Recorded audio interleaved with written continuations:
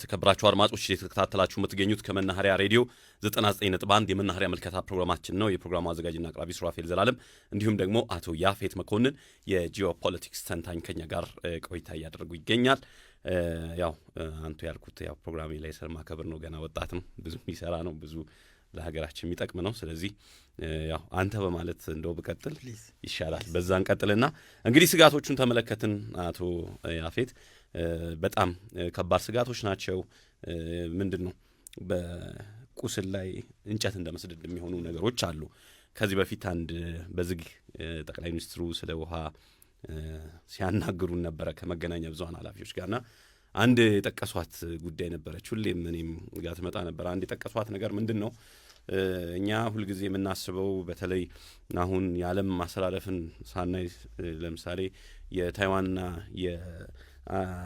የቻይና ጉዳይ እኮ በቻይናና በአሜሪካ መካከል የሆነ ነገር ቢፈጠር ሁለቱም ቤዝመንት አላቸው ጅቡቲ እና እነዚህ አካባቢ ላይ በሁለቱ መካከል ጦርነት ቢፈጠር መግቢያና መውጫ ብናጣ እኮ መድኃኒት ማስገባት አልችልም ምንም።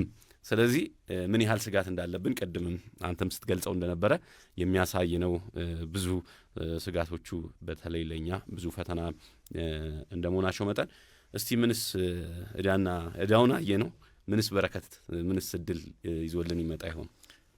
እንግዲህ በቀጠናው ላሉ ሀገራት የሚመጣው ምንድነው ስትራቴጂክ የሆኑ ወደቦች፣ የሎጂስቲክ አገልግሎቶች እድገትና መምጣት ነው።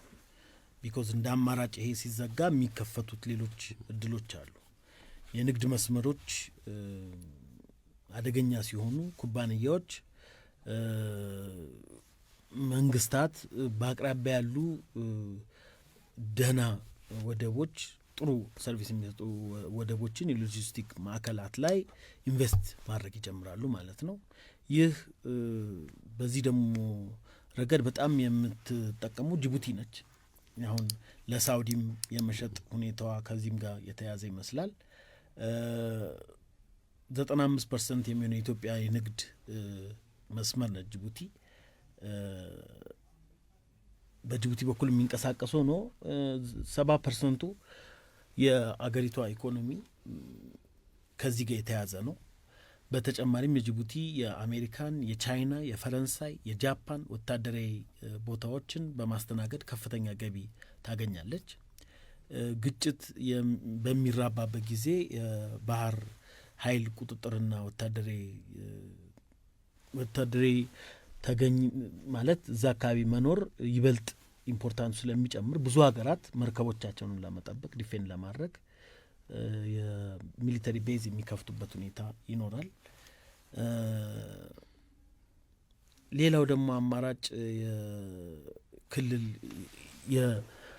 የክልል የንግድ መስመሮች ልማት ነው። ዴቨሎፕመንት ኦፍ እንትኖችን ኢንፍራስትራክቸሮችን በእንትን ጋር በተያያዘ ነው። ቀይ ባህር የተረጋጋ ዓለም አቀፍ ኩባንያዎች መንግስታት በአማራጭ በባቡር በአውራ ጎዳናዎች ዋና ሜን ሃይዌይ የምንላቸው ማለት ነው የንግድ ላይ ማተኮር ኢንላንድ የሆኑ ንግዶችን አፍሪካ ሀገራትንም ማስተሳሰር ሊሆን ይችላል። በኢንላንድ በሆኑ ሌሎች ሀገራት መጠቀም ከኢራን ጥቃት በራቁ ቦታዎች ላይ መጠቀም ሊሆን ይችላል። ይሄ አንደኛው የሚከፍተው የኢንፍራስትራክቸር ዴቨሎፕመንትም እንዲመጣ የሚከፍተው ነው። በዚህ ረገድ በጣም ተጠቃሚ የምትሆኑ ደግሞ ኢትዮጵያ ነች። በዚህ ላይ ቢካዝ ሳውት ሱዳንን ስታይ ለምሳሌ አጠቃላይ ይሄ መስመር ከመዘጋቱ በፊት ፖርት ሱዳንን በመዘጋቱ ምክንያት እጅግ በጣም ከፍተኛ የሆነ ኢኮኖሚ ጉዳት ደርሶባት ያለች ሀገር ነች። በዚህም ከዩጋንዳም ጋር ተባብረው እየሰሩ ያሉት ከዩጋንዳ፣ ሳውት ሱዳን፣ ኢትዮጵያ፣ ጅቡቲ ጋር የተያዙ መስመሮች የንግድ መስመሮች ኢንፍራስትራክቸር ዴቨሎፕመንት ላይ መሳተፋቸው የማይቀር ነው። የመሰረተ ልማት እንትኖችን ይመጣሉ ማለት ነው። የህዝብ ቁጥሯን በዚህ ጋር የተያዘ ስለሆነ አማራጭ የንግድ መስመሩ ይዞላት የሚመጣው በረከት ከዚህም ጋር የተያዘ ነው ማለት ነው። ይህም የኢንዱስትሪ ፓርኮቹ እንዲስፋፉም ከዛ ከአረብ ሀገራት የሚወጡት ካምፓኒዎች በኢንዱስትሪያል ፓርኮች ውስጥ የመጠቀም ሁኔታ ይኖራል። እነዚህ ላንድ ሎክ የሆኑ ደብል ላንድ ሎክ የሆኑ አገራት ደግሞ ብዙ የደረቅ ወደቦች የኢትዮጵያን የደረቅ ወደቦችም የመጠቀም ጉዳይ ይኖራል ማለት ነው። እንዲሁም ኬንያ ሞምባሳ ወደብን በማስፋፋት ሂደት ውስጥ ልገባ ትችላለች። ይሄ በኮሪደሩ አጠቃላይ የኬንያ ኢትዮጵያ የሳውት ሱዳንም ወደ መሆን ቢኮዝ ጅቡቲ ያለችበት ቤዝ አንጻር ማለት ነው ልማት ሊያድግ የሚችልበት ሁኔታ ይኖራል።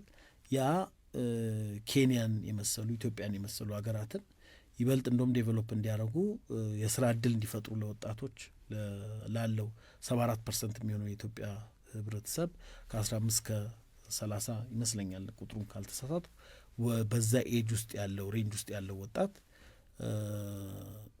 እንትን ነው መስራት የሚችል ኃይል ነው። ለዛ ኃይል የስራ እድል የመፍጠር ነገር ይኖራል። ከዛ ውጪ የዓለም አቀፍ ደህንነት እና መሰረተ ልማት ኢንቨስትመንት ይጨምራል ተብሎ ይጠበቃል ማለት ነው። ቅድም ያልኳቸው ነገሮች ናቸው። በቀይ ባህር በኩል ያው ከ10 እስከ 15% የሚሆኑ የዓለም ንግድ ፍሰት አለ በዚህ አካባቢ ላይ። በማንኛውም መቋረጥ የአፍሪካ ቀንድ ስትራቴጂካዊ ኢኮኖሚያዊ ጠቀሜታ ይጨምራል። ይህም የአደጋዎችን ምናልባት ከዓለም አንጻር መቋረጡ እንደውም በአንድ ሳይድ እንዲሆኑ ቢኮዝ አሁን አሜሪካና እስራኤልን ለመዋጋት ይሁን ከነሱ አንጻር እንትን ለማለት የንግድ ሁኔታ መተው አለበት ማለት። አሁን ቻይና የንግድ ያላት ጂኦፖለቲካል ብቻ ሳይሆን ጂኦ ኢኮኖሚም አለው። የጂኦ ኢኮኖሚ ኢንተረስቷን ድሮፕ አድርጋ ከአሜሪካን ጋር ወደ ውጊያ አትገባም ቢኮዝ ብዙ አይነት እንትኑ ስለሚሆን ደግሞም ያ ደግሞ የሚፈጥረው ምንድን ነው እዚህ አካባቢ ላይ ያለው ቀጠናውን ላይ እንዴት በሰላም መርከቦች የተላለፉ ወደ አውሮፓ አክሰስ ያርጉ የሚለውን ነገር ይበልጥ ራፒድ ሊያደርገው ይችላል። ከሱ ውጪ ከህንድ ተነስቶ የሚሄዱ የተለያዩ ሩቶች አሉ፣ የንግድ መስመሮች፣ አዳዲስ የንግድ ቤልት ኤንድ ሮድ እንደሚባለው ሌላው ስሙ የጥንት ስሙ ሲልክ ሮድ ተብሎ የሚጠራው ማለት ነው። ልክ እንደሱ አይነት የንግድ መስመሮች በዚህ አቅጣጫ ላይ ይጨምራሉ ማለት ነው። ሲጨምሩ እዚህ አካባቢ ላይ የሚኖረው የቀጠናው ፕሬዘንስ ላይ የሚኖረው የኢትዮጵያም ተጠቃሚነት በሁለተኛው መልኩ እንግዲህ እነዚህ ቤዝ ያላቸው አገራት የኢትዮጵያን ውሃ የኢትዮጵያን መብል ቬጂቴብልስ ጭምር የሚጠቀሙት ጅቡቲ ስትሄድ እነዚህ ሀገራት የሚጠቀሙት ከኢትዮጵያ ነው። የቻይና የሚሆን የአሜሪካን እንትኖች ቤዞች ካላቸው ርቀት አሁን የቻይና ርቀት ስታይ የኢትዮጵያ ፕሮቫይድ ማድረጓ ለቻይና እዛ ጋር ቤዝ እንዲኖራት አሜሪካንም ቤዝ እንዲኖራት ያው ዩኒቶቹ ከምንድን ነው የሚያመጡት ሪሶርስ ሊኖር ይችላል ወታደሮቻቸው የሚቀልቡበት ፕሬዘንሳቸውን በጨመሩ ቁጥር ግን አሁን ቻይና 15,000 ወታደር አላት ጅቡቲ ላይ ሌሎቹ ተደምረው ወደ 9,000 ይሆናሉ ላስታይ ባለፈው ቼክ እንዳረኩት እነዚህ ነገሮች መጨመራቸው ለኢትዮጵያም ያው ኤክስፖርት የምታደርገው ለእነዚህ ወታደሮች ራሽ እንትን የምታቀርበው ሰርቪሶች ይጨምራሉ፣ ገቢውም ይጨምራል ማለት ነው። በጉዳቱ እንዳለ ሆኖ ጥቅሙም አለ።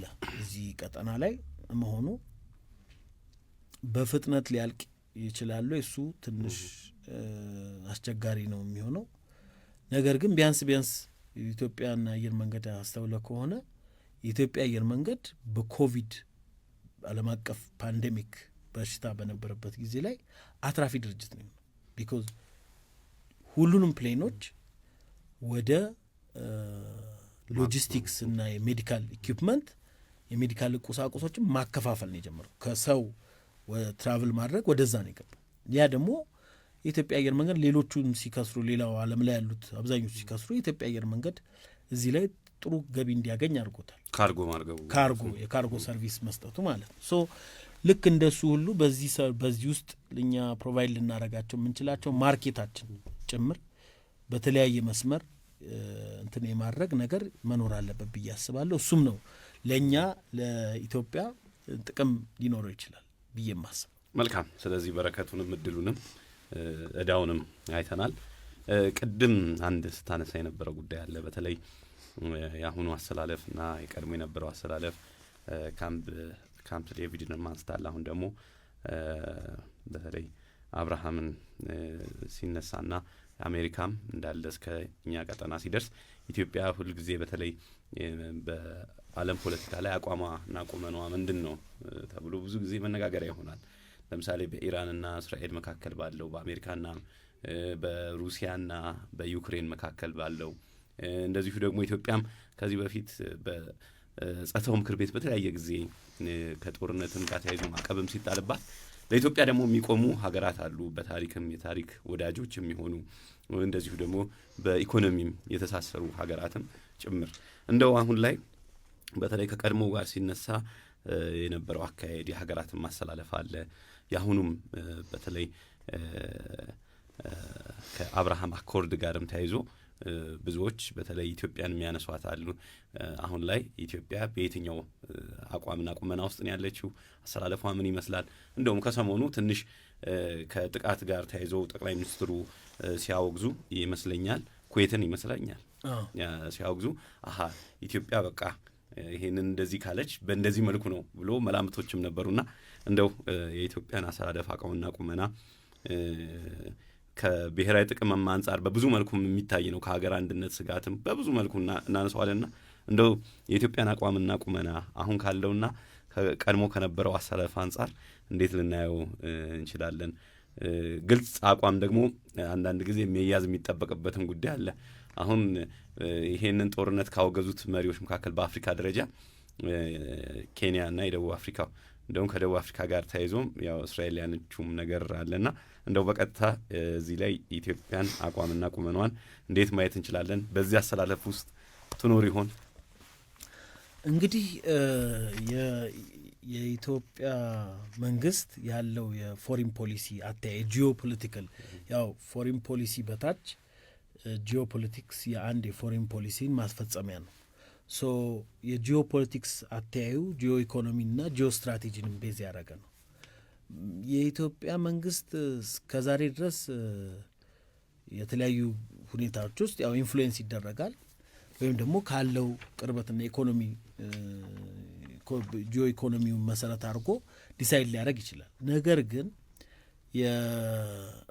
ከኢራን ጋር ያለንን ኢንተረስት በምታይበት ጊዜ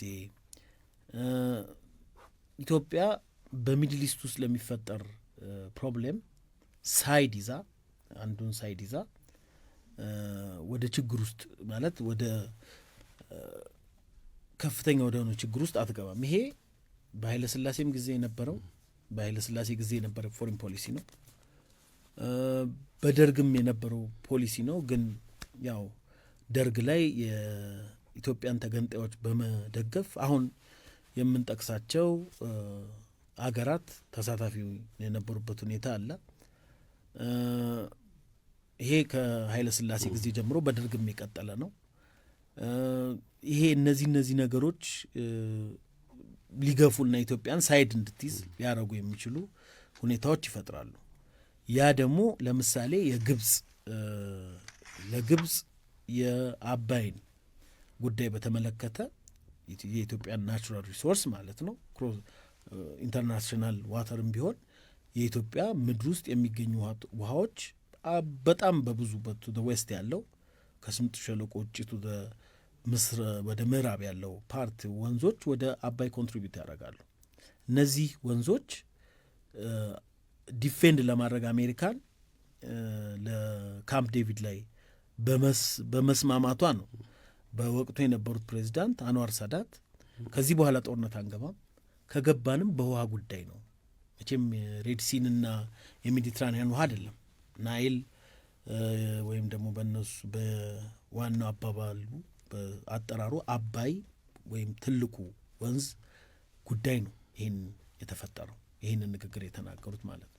ለዛም ፕሮቴክት ለማድረግ ሲባል ነው ፋይናንሻል ኢንስቲትዩሽኖች ኢትዮጵያን ለግድብ መገንቢያ ወይ ህዳሴን ለመጀመር የሚሆን የትኛውንም ግድብ ለመስራት ፋይናንሻል ኢንስቲትዩሽኖች እጃቸውን ከማበደር የሚቆጥቡት ቢኮዝ ኦፍ ዲስ ነው። አሁን ግን የመተባበር አብሮ የመቀየር የአብርሃም አኮርድ የሚባለው እና ግብጽ ለእስራኤልና አሜሪካ ለሌሎች እንደ መግቢያ በር ከመሆን የሚያወጣ ኢትዮጵያን ነጻ የሚያወጣ ሂደት ነው። ይሄን ብደግፍ በእነዚህ ሪዝኖች ምክንያት በእነዚህ ምክንያቶች አስቀምጣ ተቀባይነት ያለው ነው። የነዚህ ሀገራት አጠቃላይ ሰምተ ከሆነ ህዳሴው ግድብ ተገድቦ እስኪያልቅ ድረስ የአረብ ሊግ ተሰብስቦ እስቲ ኢትዮጵያ እንስማ፣ የኢትዮጵያ ሲሹ ምንድን ነው የሚል ጉዳይ አንስቶ አያውቁም። የሚያነሱት አንድ ነጥብ ነው። እሱ ኢትዮጵያ የግብፅን ታሪካዊ መብት ታክብር።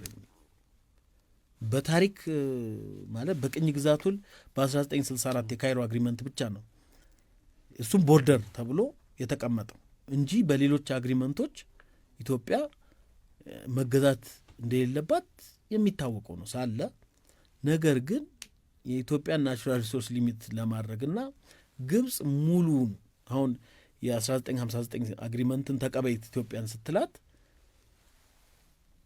70%ቱን ግብፅ ወስዳ 25ቱን ወይም 20%ቱን ሱዳን ወስዳ ለትነት $10 ቢሊዮን 10 ቢሊዮን ኪዩቢክ ዋተር መድቦ ለትነት ለኢትዮጵያ ዜሮ፣ ለሌላውም ቀጠና ሀገሮች ዜሮ ነው የሚሰጡት እነዚህ ሀገራት። እነዚህ የአረብ ሊግ ተቀበሉ የሚሉን ማለት ነው። እነዚህ ሀገራት አሁን ቢያንስ ኮኦፐሬቲቭ የሆነ አብሮ መስራት የሚቻልበት አይነት ሲስተም ፈጥረን መምጣታችን ምናልባት ይሄ ግብፅ ኢንፍሉዌንስ እንዲቀንስ የሚያደርግ ይሆናል ማለት ነው። እነዚህም ሀገራት ኢትዮጵያ ላይ ኢንቨስት በማድረግ ራሳቸውን ፉድ ፕሮዳክሽን እንዲሰሩ ማድረግ የሚቻልበት በጣም ኢትዮጵያ በጣም ሰፊ ነች። 1.1 ሚሊዮን ስኩዌር ኪሎ ሜትር ነች ኢትዮጵያ። ከስፋቱ አንጻር በጥምረት ልትሰራበት የምችለው ፕሮባቢሊቲ ሰፊ ነው ከነዚህ ሀገራት ጋር። የአረቡ ዓለም እኛን አይፈልገንም ምናምን ከሚለው ወጥተን ቢያንስ ወደ ኢንቨስትመንት ወደ ኮኦፐሬቲቭ ነገር መግባት እንችላለን በዚህ በአብርሃም አኮርዱ። ስለዚህ እኛ አብርሃም አኮርድን እንደ ኢትዮጵያን ብንደግፍ ቤኔፊት አለን፣ እዛ ውስጥ ቤኔፊታችን ግልጽ ሆኖ የተቀመጠ ቤኔፊት አለን። በዚህ አንጻር እኛ መደገፋችን እንዳለ ሆኖ ግን ሰስቴንብል ሲሆኑ ነው እነዚህ ሀገራት ማርኬትም የሚሆኑ ወይም ደግሞ የሚሆኑ ሰስቴንብል ሳይሆኑ የተለያዩ አሸባሪ ድርጅቶችና የባህር ላይ ወንበዴዎች የሚፈለፍሉ ሀገራት ቢሆኑ እነዚህ አሁን ከዚህ ግጭት በኋላ ነው የምልህ ይበልጥ ስጋት ነው የሚሆኑብልኝ። መካከለኛውን መንገድ መንግስት የመረጠበት ምክንያት ብዬ የማስበው መጀመሪያ ሴኪሪቲ መኖር አለበት ጥቅምህንም ለማስከበር። ኦልሬዲ ግድቡን ጨርሰናል። ይሁንዶ ግብፅ ጎትታኛን ለማስገባት ወደ ሱዳን ኮንፍሊክት ውስጥ ለማስገባት የምትሞክርበትን መንገድ አስተውለን ማየት አለብን። ኢራን ከሱዳን መንግስት ጋር ባላት ግንኙነትም ኢትዮጵያን ላይ ለማድረግ ግብፅና ሱዳን ሆነው የሚሞክሩት ኢምፕሊኬት ለማድረግ የኤርትራውም ሻዕቢያም ጨምሮ ማለት ነው የሚሞክሩት ሙከራዎች አሉ። እነዚህ ሙከራዎችን በምታይበት ጊዜ ኢትዮጵያ የግድ ሳይድ እንድትይዝ ፑሽ እየተደረገች ነው። ኢንዲድ ግን ኮንሲኩዌንሱ ምንድን ነው? ሜዲትራኒያን ላይ መግባት እንችላለን፣ የትኛውን ሉዝ እናደርጋለን አንዱን በመያዛችን የሚለውን አስበን መካከለኛውን መንገድ ለጊዜው በጊዜያዊነት መጠቀማችን ጥሩ ይመስለኛል። ብዙዎቹ ኢንተረስቶቻችን ጋር የተያዘውን ማን ያሟላል፣ ማን የኔን ኢንተረስት ያሟላል ብለህ ብትጠይቅ ራስን የምታገኘው እስራኤል መንግስት የቀይ ባህርን ጉዳይ ይቀበልልሃል። የቀይ ባህር የኢትዮጵያ የባህር በር ጥያቄ አግባብ ነው እቀበለዋለሁ ይልሃል። ሚንዋይል የሬድ ሲ አክሰስ ብለው የፈጠሩ አንዳንድ አካላት ደግሞ በፍጹም የነገር መሆን የለበትም ኢትዮጵያ በፍጹም ፖርት ማግኘት የለባትም አክሰስ ቱ ዘ ሲ አይገባትም ብለው እየታገሉ ነው ያሉት። ከዚህ አንጻር ኢንተረስትን ቤዝ አድርገህ ብትንቀሳቀስ ክፋት የለውም። ግን አሁን ባለው ሰስቴነብል የሆነ ኢንሴኪሪቲ የሚፈጥር አይነት ሁኔታ ካለ ኢትዮጵያ መንግስት መሀሉን ይዞ ሁለቱም ወደ ዓለም አቀፍ ቴብል እንዲመጡ ሪኩዌስት ከማድረግ በላይ ይኖረዋል ብዬ አላስብም። እሱንም ይመስለኛል ጠቅላይ ሚኒስትሩ ያው በዛ ውስጥ የደረሰው ጉዳት ከፍተኛ በመሆኑ ምክንያት ቢኮዝ ዳይሬክትሊ ሚሊተሪ አታክ ያላረከው አካል የፎሪን ፖሊሲን ጀጅ ሊያደረግ ከገሌ ጋር ግንኙነት ለመመሰረት በሚል ጥቃት ቢፈጽምበት ይሄ አግባብነት የለውም በየትኛውም ዓለም አቀፍ ሕግ። አንተ ነጻ ሀገር ነህ፣ ሉዓላዊ ግዛት ላይ የፈለግከውን ማምጣት ትችላለህ። ከሉዓላዊ ግዛት ተነስቶ አታክ እስካላረገ ድረስ አንተ አታክ የማድረግ እንትኑ ላይኖር ይችላል የሚል ሀሳብ አለ።